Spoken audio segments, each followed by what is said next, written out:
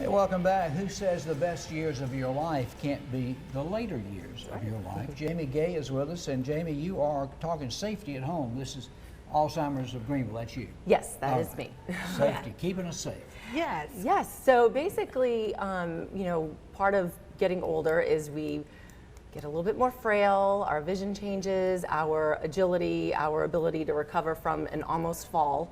And so we're trying to educate people on just making your home safe and to avoid falls. So wires, cords, throw rugs. You know, my mom likes to have. Because you can trip over. You don't. Yes, and especially when they start to curl up a little bit, and you're not picking your feet up like you used to.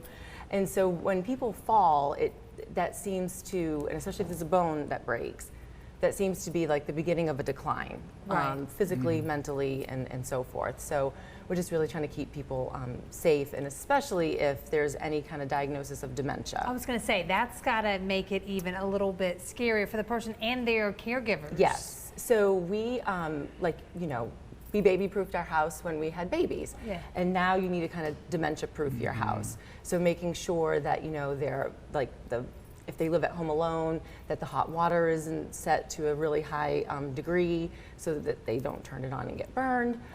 They might need to shut their stove off, and then you help bring in some meals. Well, you thought this out.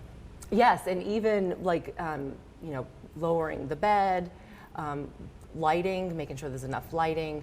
And so people can call us and we can kind of care plan through some things and let them know kind of some things to look for. Well, dementia isn't always Alzheimer's, right? Correct. Okay. That is correct. There's many things that cause the dementia, but Alzheimer's is the most common. Are you big on the little alert buttons to wear around neck? Yeah, I mean, especially if they're living at home alone, you want to have some kind of safety measures in place. And there's a variety of companies that we kind of, have worked with in the past with some family members that help them to just kind of stay independent, because ultimately people want to live at home for as long as possible. That's true. And so, and then another thing is, 6 out of 10 people with Alzheimer's and dementia will wander. So they will try to exit seek, even if they're constantly by your side and you feel like you can't get a moment's peace.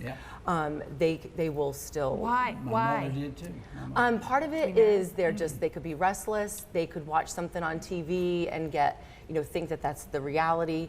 They may feel, especially if they've moved into your home, this isn't my home, I need to get home, I need to go to work. So there's a variety of things that kind of prompt them to move, to leave the home. And so just getting different measures in place. And so the Alzheimer's Association has a medical alert safe return program. And it's not GPS, but it is a bracelet that would have their name, an ID number, and an 800 number, so that if they happen to wander and they can't recall who to phone for, call my daughter or call my husband or whatever. It's on there. It's all on there, and it's nationwide. And it would have, what their medical history is, if there's any allergies, medications. And so if there is a moment where they do go missing, all that information's already there, so that it's not, hustling around to try to find that information to, send to the 911 or anything. What maybe are the top 3 signs of Alzheimer's? Well, so basically we have the short-term memory loss, but that again can happen with any kind of just normal aging. Right. The biggest thing families have said is that the loss of interest and the mood changes and behavior changes.